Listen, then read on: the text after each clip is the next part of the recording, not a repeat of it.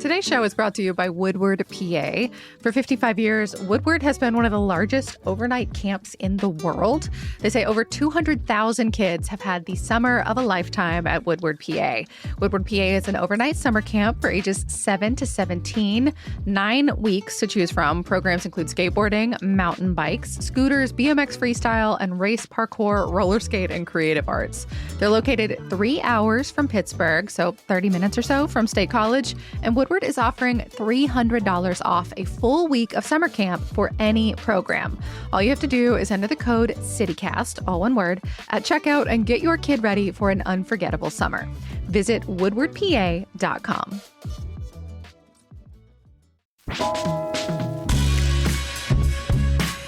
This is CityCast Pittsburgh. I'm Megan Harris, and here's what Pittsburgh's talking about. I feel like one of the biggest issues in Pittsburgh right now, I hear everyone talking about it, is how to create more housing and how to make sure there are decent options for everyone at every price point. And at the same time, we are sitting on so many vacant homes. Today, we're revisiting a still very relevant conversation from January about why so many houses are sitting empty and what, if anything, the city and the rest of us can do about it.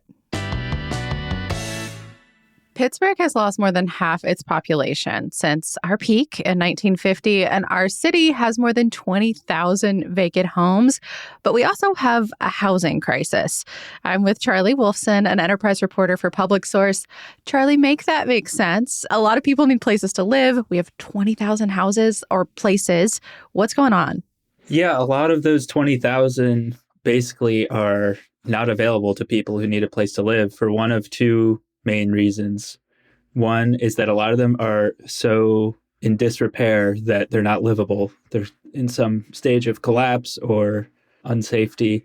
And then others are just not available to buy because the owner, sometimes long ago, just left or died and didn't designate a successor for the property. So nobody's marketing it for sale. It's not listed for sale. It's not clear how you would go about buying it. So it just kind of sits there. And those two things, sometimes overlapping, sometimes not, apply to many properties in Pittsburgh.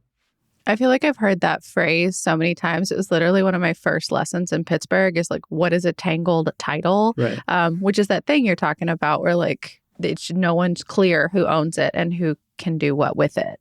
Yeah, and it's a huge problem that people at the city and like the Pittsburgh Land Bank are trying to figure out how to deal with more efficiently, but it's not easy to transfer title to a property when there's no owner around to facilitate that. Yeah, and you have an example in one of your recent stories for Public Source that I feel like is almost even more complicated, about a woman who was threatened with foreclosure 20 years ago. The bank filed, so she left the house, moved in with other family, life went on, and then she finds out recently that not only does she still own the property, that now she might be facing more problems because, of course, the house has like gotten worse and worse when 20 years goes by and no one's been living in it. Yeah, this was an amazing story to me and is why we did this whole project. But I've come to learn that this has happened to a number of people in the city, not just this one woman. But basically 20 years ago, her home was in good condition and livable and nothing major was wrong with it. And now, like you said, she just found out she's owned the home this entire time. Now it's completely collapsed. I drove down to see it. The exterior walls are still there. So from a few yards away, it could look like a normal house. But if you walk up close, there's nothing in there. You look in the front window and you can see the sky. So now, obviously, that's kind of a hazard to just be there in the city without being demolished. So now the city has condemned the place and is taking legal action to compel the owner to demolish it, which is standard procedure in the city. If you own a house and it's a danger, you're responsible for remediating that. The problem is that demolitions are very expensive. She doesn't have that much money, and she didn't really have the opportunity to upkeep this house over the last 20 years, or at least so she feels, because she didn't know. Yeah, how could you if you don't even know you own it anymore? Yeah. So what happens in these cases where the owner is not going to do it is the city will put up the money to demolish it and then put a lien against the property, which just adds to the debt against this owner's name and makes it even harder for her to get it off her hands. And the city can't do that in all the cases it would want to because it just doesn't have that much money. Yeah. And I feel like it's worth underscoring here. Like Yeah. the paperwork around home ownership is an actual nightmare. It is so complicated. You have to understand the legalese. And if you don't have any help to do that and someone tells you, hey, we're foreclosing, you need to get out, you just leave. Like that would be the natural next step. Yeah. She said she was not interested in having a sheriff come to her house and put her on the street, which is understandable. Right? I wouldn't want that either. And her mom lived a mile away. She said, well, I'm not going to wait for that to happen. I'm just going to go move in with my mom. And that's what she did.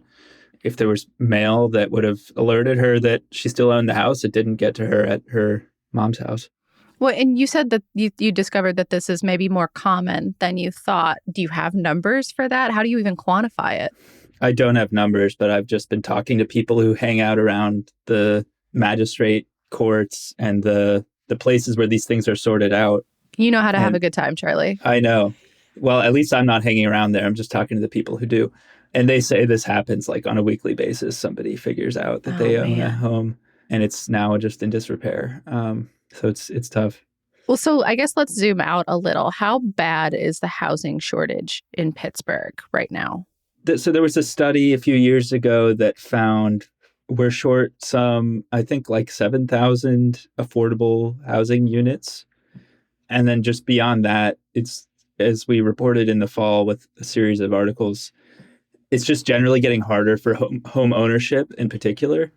The affordable housing piece would, of course, include rental options. But beyond that, for people who can afford to rent an apartment, it's increasingly hard for them to move to that next step of owning a starter home. And these homes we're talking about right now, the ones that are falling into disrepair with tangled title, those are largely would be like starter home ownership opportunities if they were available. So that's what this piece is really affecting. And then as people move out of apartments into those starter homes, that frees up affordable apartments for people who need that. So it's really just jamming the whole system. And even if you aren't looking to buy a home right now, like a starter home, like if that's not the thing like on your horizon, I feel like we all need to care about this though, because like we're all taxpayers Right. and every single one of these homes that is not currently inhabited is not generating property tax revenue, which like we keep talking about our budget and not having enough money for things. This is part of why. Yeah, if none of these homes were tax delinquent, I do not think city council would have raised the millage rate in December as they did, but because that would have added tens of millions of dollars to the revenue, which is what they needed. So it has a very distinct impact on everyone, even if you're not trying to buy a home. What do you think the city could do about some of these abandoned houses? Like we have this problem. We are all aware of it, thanks in part to your excellent reporting. Like what's the ideal solution? Well, unfortunately, a lot of them are so far gone that they just have to demolish them now, which can cost anywhere from $30,000 to, like, in some cases, $100,000 to do per property. Per house? So, yeah. Whoa. It's amazing. So it gets a lot more complicated when it's a row house. And what they do, including in the example that I wrote about, they just demolish the one unit if they can save the other one. So they're just the guy compared it to extracting a tooth. It makes it hard for the other teeth to remain stable. Which I didn't really know was true about teeth. I've never had that done. But reporting teaches you so many things about life. Apparently, it typically costs about $35,000 to demolish a house. But for each like wall on either side, they need to stabilize from a row house. It like doubles the price. So if you have a row house where you have one on either side, then it's like gets up around $100K. For the ones that are far gone, they just need to be torn down. They're just dangerous to be there. Nothing is ever going to get built on them. Nobody's going to buy the property if it's not torn down. But what a lot of policymakers are thinking about is how to prevent more properties from sliding into disrepair. And the way that they say to do that is for the city to step in and transfer the ownership much sooner in the process. So if the owner dies or leaves, right now, those houses don't get addressed by the city until they have fallen apart. If a house sat abandoned and tax delinquent for, let's say, 5 years, and then after the 5th year, the city came in and took it to sheriff's sale, at which point the original owner would have the opportunity to keep it if that owner still exists. But if they don't, then a new owner can get that house and live in it and make use of it, and it hasn't fallen apart yet. So that would prevent thousands of homes from falling into disrepair, and it would give people homes who need them. They would pay for them, but at an affordable price. That's not really being done right now, at least not at scale. The foreclosure, like completing the foreclosure process, you mean? Yeah, the city is not facilitating foreclosure of homes until way far in the process, to the point where most of them just fall apart before it happens. I mean, do you know why? Is it that they don't have the authority, or just that they don't have capacity, or both? They have the authority. The sheriff sale mechanism exists. It has existed. They just don't do it. I don't really know why. We won't make you answer for the city of Pittsburgh. I mean, you've done a lot of, I would say, pretty extensive reporting on potential solutions to the problem. And you hinted at it earlier, the land bank. I guess as simply and concisely as possible, what does a land bank do? Yeah, so the land bank can take these so-called tangle titles, and basically they can scrub away the liens against a property to make them then attractive for somebody to buy. So if a property has fallen behind on taxes, let's say they owe like $50K to the school district, they owe $20K to the county, they owe something to the city, nobody's going to buy that because the property's not worth that amount of tax that the buyer would have to pay. So the land bank can come in and clear those back taxes to then find a buyer who will make it a productive property. And the reason the taxing bodies would agree to this deal is that if somebody comes in and makes that a productive property again, they'll start paying taxes on it, which will put revenue into those taxing bodies' bank accounts. Whereas if it just sat with those liens still on it, nobody's ever paying those liens back. So clearing the liens, forgiving that debt, and allowing a new owner to come in is actually a good financial move for the taxing bodies. Could you clear the liens and then let the existing owner continue to live there? Like I'm just thinking about it like sometimes you get behind on things, but that doesn't mean you wouldn't be a good steward if you could wipe the slate. Yeah, I'm honestly not sure the answer to that, but I can tell you that most of the properties in these situations don't have owners living in them to take advantage of that. Yeah, fair enough. I think I'm probably thinking of the exception, not the rule. Yeah, the vast majority of tax delinquent properties are vacant. Yeah. Well, and we've had our land bank for a long time. I think it was founded or started in 2014, right. But it just didn't move for the longest time. We did an episode of this show, I think when it was marking its 9th birthday, and it had done 5 whole properties. It's gotten better since then. I think I saw a report, it was at the end of last year, and they were saying that we expect to complete 100 property sales. Why did it take so long to get going? 2 main reasons. One, it didn't receive much money in those first 8 or 9 years. That's right. They got a lump sum at the start, and then that was basically it, which wasn't much either. It wasn't, what was $3 million or something? That was what they got in 2021, but back in 14, I'm not sure if they got even that. Got it. But the other big reason is they didn't strike this deal with the taxing bodies until a couple of years ago. And meaning the city, the county, the school district. Exactly. Yeah. And there was a state law that they needed to have passed that didn't happen until a couple of years ago. So they were not really in a position to succeed until recently.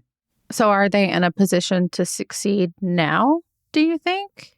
Sort of. They have those legal processes in place, and I think their staff would be the first to tell you this, they just need more money to make a big dent in the problem here. We did an article about the Cleveland Land Bank that has had really great success. They're the leading example of land banks in the country. And the entire Cleveland, man. I love it when they skunk us at something useful, Yeah. The entire reason they have been able to do that is money. They get millions of dollars a year, some from the state government and some from local foundations. I interviewed them about it, and they're just yeah, you need money. So until that happens, it's hard to expect our land bank to do that much more than it is right now. And we could have the most competent land bank staff that's doing all the right things. And I have no evidence that we don't have that. And it's just going to be limited because of the money. Yeah, I'm skimming your story right now. Okay, so ours was created in 2014. Theirs was in 2009, so 5 years older. Ours has done about 100 properties. Theirs has facilitated 10,000 demolitions, 2,600 renovations, and new construction of 243 houses. Talk about skunk. Wow. Yeah, I think they have, I don't remember right now, but they have on their website some really large amount of tax revenue that they have now that they attribute to the land bank. So it's like really proof of concept for the whole system. Yeah, it says cut. I'm reading your story to you. Cut of the late fees residents pay on delinquent properties between $5 and $7 million. That's just late fees. And then all told brings in and spends about $30 million a year. Wow. Why can't we be like Cleveland, Charlie? I think we would, if we wanted to do that, we'd have to give up being good at football. So I don't know if we're willing to do that. I don't mean on the field. I mean, seriously, like what would it take, I guess, or do you see any glimmers on the horizon? We have a new mayor, new administration, not a lot of spare money right now, but like, Right. Could we be doing more? Do you see any evidence of a commitment like that? I mean, there's certainly, you could see where it's possible. I mean, the Cleveland Land Bank gets a lot of funding from local foundations, nonprofits. A goal of our new mayor is to get nonprofits to donate to specific things, whereas previous mayors, particularly Mayor Gainey, wanted like a lump sum of cash that the city can then do whatever with. Corey O'Connor has said, I'm going to ask for specific projects. If he made this a specific ask, you could see a major nonprofit give, X amount of money a year for this specific project. I could see that happening. I have no evidence or reporting that says that's going to happen, but you could imagine that happening.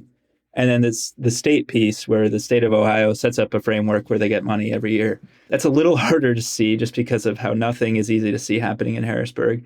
But there's definitely pathways there. I'm not going to say it's impossible. Yeah, I mean, not just pathways. I would say there's also seems to be some amount of political will. There was a task force on sustainable funding for the land bank. They presented to city council last month, identifying a lot of those parcels that are vacant. They found 13,700 that would require some level of land bank intervention to return to public productive use. But that means they could be productive. They're not completely lost causes, but that it would take $32 to $35 million annually to be able to get them back up and going. I can't fathom where the heck Pittsburgh is going to find $30+ million anytime soon, unless a foundation steps in, or maybe multiple. Yeah, but to be clear, there's a lot of things Pittsburgh could ask foundations to do. The mayor has specifically said he might try to get UPMC to fund new ambulances, which the city needs, and there's any number of things that money could go to. So I don't know that the land bank is the only people waiting for that. So it's complicated. Yeah. I'm sure it's a crowded list. For what it's worth, too, I mean, when we talked to him last week on the show, he said that even demolitions, that I think the way he phrased it is we got away from that for a while, but if a house has got to go, it's got to go, and the city is going to take care of that. So that's something potentially to watch for, too. I will say that, there were a lot of demolitions in the last 4 years. I don't know exactly what the mayor meant when he said we got away from it. Maybe he was referring to an earlier time. But when the city got a lot of money from the pandemic relief bill from Congress, they put a bunch of that towards demolitions, and they did more than usual in the last 4 years. So there's a little bit of momentum on that, but it's definitely, the amount of money is lower now because those funds are gone. How hopeful are you that something that you get to report good news on this in the year 2026? Let's put it that way. Not that hopeful, just because things move so slowly. There wasn't good news on this the first several years I was doing this job, so I don't know that I would bet on it. Something good could happen, but I don't know. We'll land it there. Okay.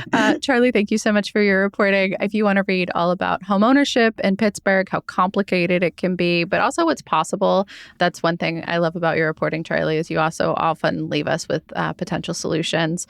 If you're a power broker in the city of Pittsburgh or you have foundations, Charlie's got ideas. Just read the stories. We'll have links in our show notes. Charlie, thank you so much. Thanks for having me. That is all for today here on CityCast Pittsburgh. One update since we had this conversation, UPMC did in fact donate money to buy new ambulances, just like Charlie said. So UPMC, if you are listening, maybe give some to the land bank next.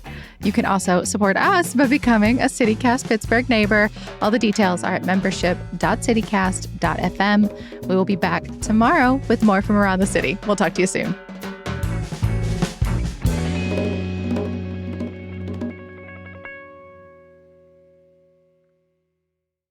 Charlie, you're going to make people want to move to Ohio. It wouldn't be such a housing shortage if they did.